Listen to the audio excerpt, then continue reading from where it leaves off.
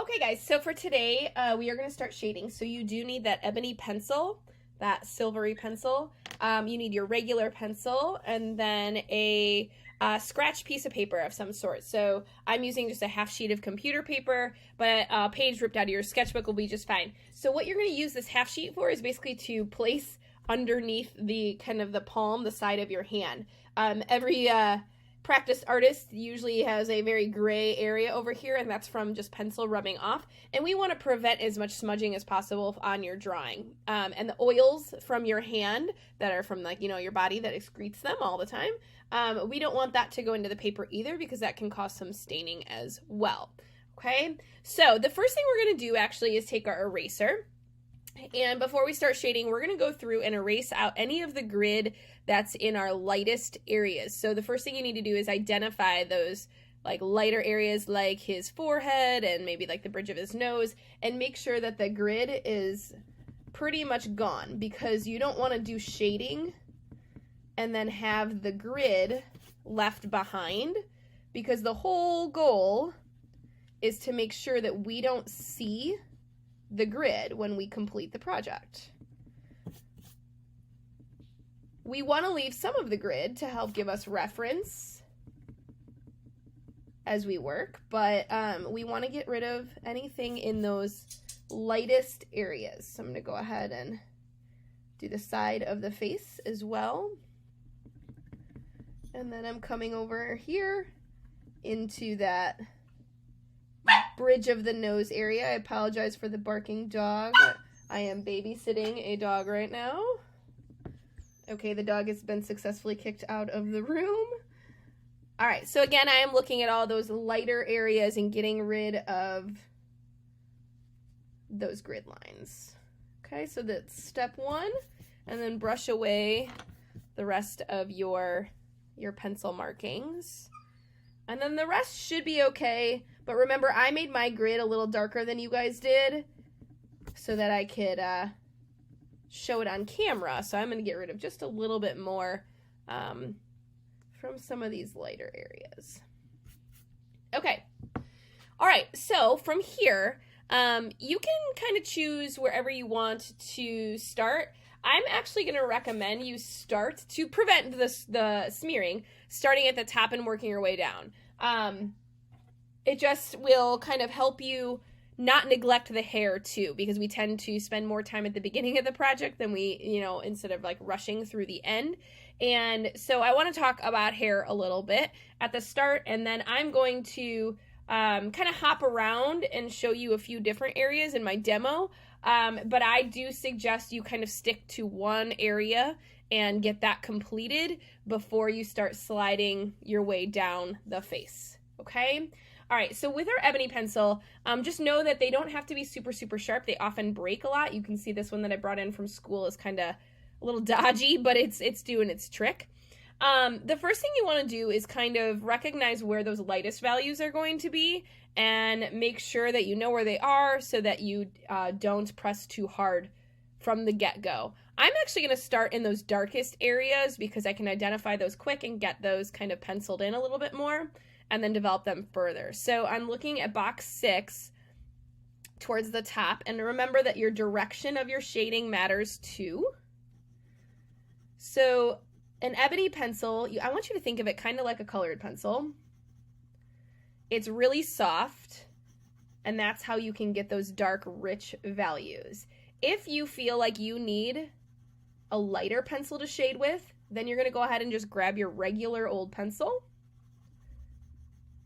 and that will give you lighter values, especially if you tend to press kind of hard with a pencil. Your ebony pencil will get even darker, so you do want to be careful with that. All right, so I'm looking at the direction of the hair that's going this way, and then there's this dark shape that comes down. So I'm kind of avoiding those middle gray values and those light values right now. I'm just putting in the darks because it's easy to go dark and go darker. It's difficult to erase ebony pencil, so it's going to be really hard to undo something. All right, so my next dark spot seems to be over here in box 4, and I kind of marked that earlier with that pencil, and it kind of goes and escapes in to box like 2. And what you need to be careful with is that you don't just kind of start coloring wherever you want to. Directionality still matters. I'm going to turn my paper on an angle because I can't, it's not comfortable to try to turn your hand. I always try to shade in kind of the same direction no matter what the project is, and I turn my paper instead so that the comfort level of my hand is the most important part. So the directionality is important here because it's the way that the hair is laid, and even though it's super, super dark on my photograph of Chris Evans, I want to make sure that I'm not pressing super hard right away. I'm just going to block in that area, and I'm overlapping as I go to get my strokes to blend together. And then I'm going to, oh, that's now my dog barking. So we're going to kick another dog out of the room. Okay, dogs are kicked out. Here we go. So, remember that when I talked about like the back of his head, it was really kind of hard to see those edges back there? But it is going to be important because you will see them a little bit more in your pencil work because we won't get as rich black as you do in the photograph. All right, so this sort of continues down this line, and now you're noticing why it was maybe more important when we were doing the contour to kind of mark in some of those highlights and shadows areas to make it easier on you during this step. And make sure you're always moving your scratch paper. Try not to get caught without it too much because you don't want to smear your paper. All right, so now that I have that kind of area marked in, and it does keep going, it extends, let's see, I'm going to draw a little bit in here. It extends all the way this way. So this whole area is going to be dark. So I'm going to kind of mark that in for my notes for later. But I want to show you kind of how we then develop into this area right here. Okay, so taking my pencil and working its way down, I'm looking at where those gray values and then those highlight areas from the streaks of his hair are, and making sure that those are marked in. And then as I come back, sorry, I know this is difficult to see from that angle. I'm going to switch angles for you. Now as I layer my pencil and press a little bit harder, you can kind of see the value starting to change. But again, it's hair, so I'm making sure that I'm kind of paying attention to directionality and paying attention to the styling of the hair and where the pieces show to make sure that that kind of transmits in the photo. But remember, I said it's really dark back here, so I'm going to start to press much harder towards this back edge. And then I'm going to blend in this area.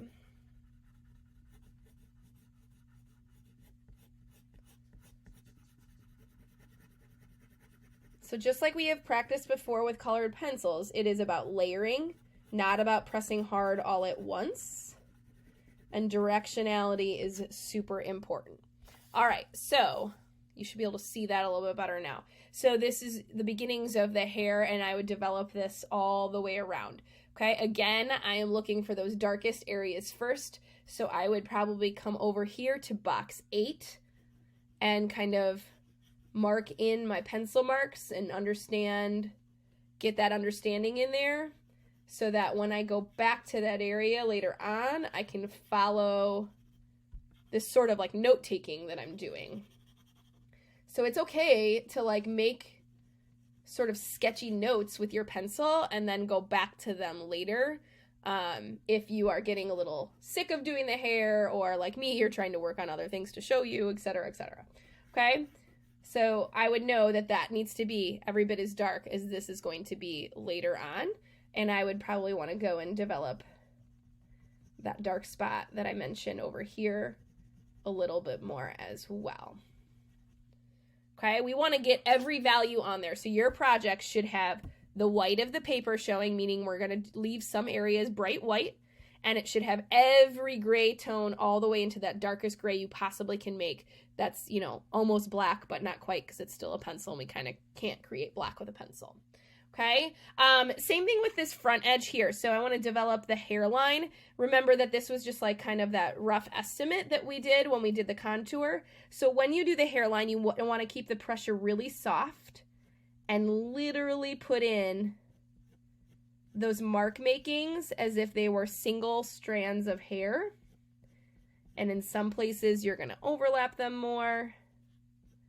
But they should break that edge because we definitely don't want to see some smooth edge. That only exists in really short haircuts like a buzz cut. So some of you might have celebrities that have more of that clean line haircut, and that's okay. But look carefully and make sure you're not missing any details. You don't want to make it smoother than it really is. We don't want to make anything generic. The whole goal is to make these as lifelike as possible and not to, you know, turn them into cartoon characters because we've oversimplified them too much. Okay, so once you kind of have that mark making brought in for the hairline, then you can go in and develop the shadowing a little bit more in there too, because it's not going to just be that light the whole time. There's definitely some areas of dark around his hairline that I would need to address. Okay, all right, we're going to come down here and we are going to talk about the facial features a little bit. And for that, I am going to zoom in. So I'm going to get that set up on the camera so that you can see a little bit more close in the eyes. Okay, here we are zoomed in so you can see a little bit more.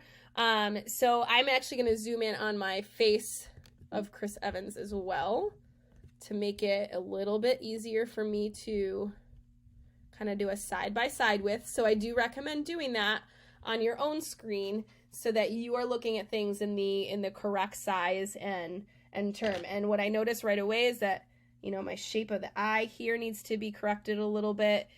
So this is your chance to kind of go through and check off some areas before you go and shade. You definitely want to double check your size, your proportion, your contour that you've laid out before you go into shade.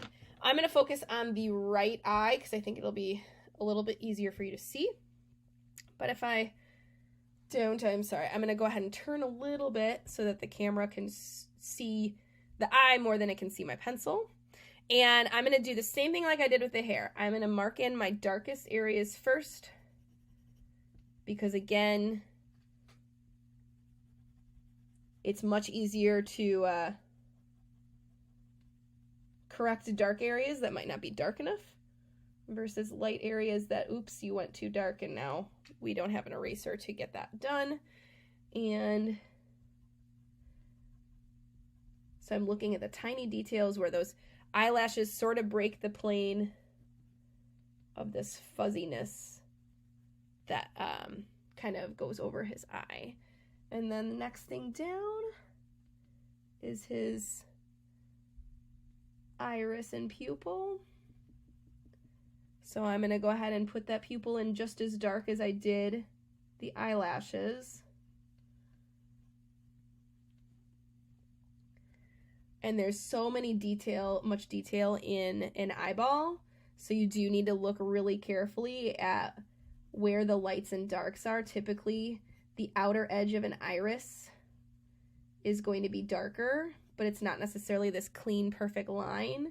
So you need to look carefully at where those darker points are and make sure you get those in, because they're going to be super important as you develop the shading. My pencil, sometimes the pencil can get kind of scratchy feeling. Feel free to kind of make some heavy marks on your scratch paper or a sketchbook to kind of soften it up a little bit. So now I'm going back in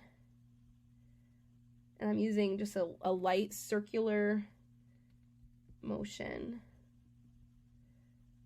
And only in those areas where there's gray, I'm avoiding those highlight areas.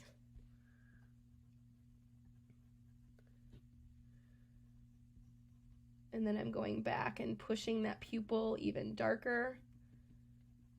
Sometimes it is okay to press as hard as you can, especially when you're working with subtle differences and you really need to see the difference between like the darkest dark and the medium dark. Okay, I feel like that looks pretty good.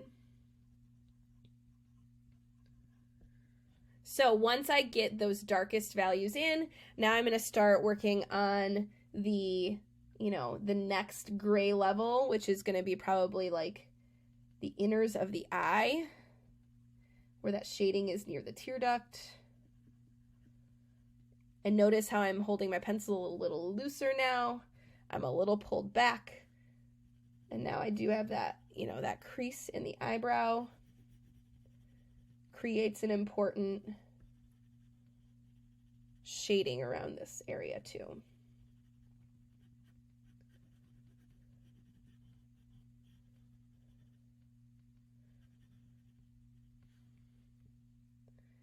All right, back to the tear duct. Now shaping that out a little bit. Watching carefully to make sure I don't misshape in the eye at all.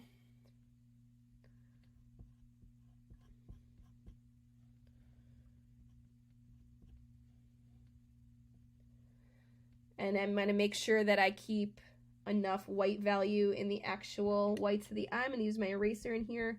I've got a little bit of a grid line that I needed to get rid of to make sure that you can see the difference. All right, so now I'm working kind of on the outer layer. So it's going to be much softer, much more subtle. This might be a good case for you to grab your regular pencil to do a little shading, just because it's a harder lead and it'll be a little bit more forgiving as you come in. Now I'm going to switch back to my ebony. And I'm working on that sort of subtle shadowing from the bridge of the nose down the side.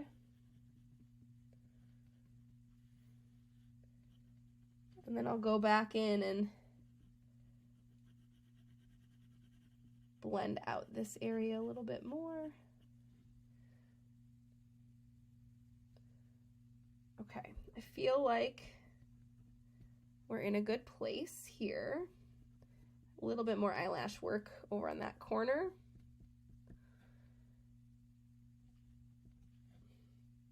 And then I could go ahead and look at the eyebrows. So again, just like the hair, your eyebrows are hair, remember, it's all about directionality. Okay, so typically you've got that upward angle from the bottom edge of an eyebrow and it works its way to the outside. And then you've got the top that angles down. So it almost makes this V shape. And even though my photo is a little blurry, I know that that's how humans and their eyebrows are adapted. So I'm going to make sure that that's how my brush strokes start and where I start to follow. And then I can go back with value. And by value, I mean shading. There's so many different words that kind of talk about shading that you've probably heard thrown around before, but maybe never had to practice with them. So my darkest section of the eyebrow is this inner third, and it stays pretty dark through this center, but then it sort of gets a little lighter as it works its way to the outside. I'm gonna go ahead and erase this part of the grid right here, just so it's not in my way at all. And notice that, like, you know, whatever outline I had created with the light pencil for our contour is pretty much gone. Eyebrows do not have, you know, stark outlines around them. They are hair, they're natural. So that edge should be natural too, just like we talked about up here with the hairline. We need to kind of treat that eyebrow the same. And look for those stray hairs, especially on our male celebrities. You will notice that a lot more, just because it won't be covered in makeup and things like that. Okay, So that's the eye on this side. So I would obviously want to go and work on that side as well. But I'm going to actually cover this up so that I don't smear it. I do want to talk about this shadow here. So, you know, after I develop that eye on the left, I need to make sure that I'm paying attention to the shading and shadowing that we talked about with that bridge of the nose. So again, this is all about directionality. So I'm following that natural curvature of the face, and I'm looking at how the shadow is laid out. And then that shadow starts to get lighter and kind of fades away, but it's still pretty dark on this side of the face. So I do need to pay attention to that. And I need to pay attention to that light area underneath his eye so that I don't fill that in with shading when it needs to stay that lighter value.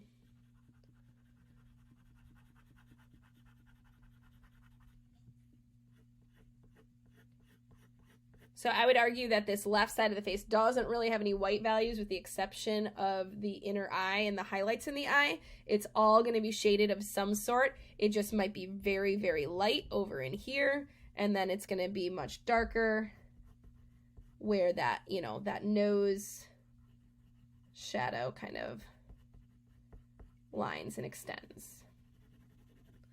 Okay. So I will continue to develop all of these areas. And I would do, you know, the same for inside the ear. I would look carefully at where that darkest point is, which is probably up here and maybe right here, and then make sure that I'm doing proper fading in and out.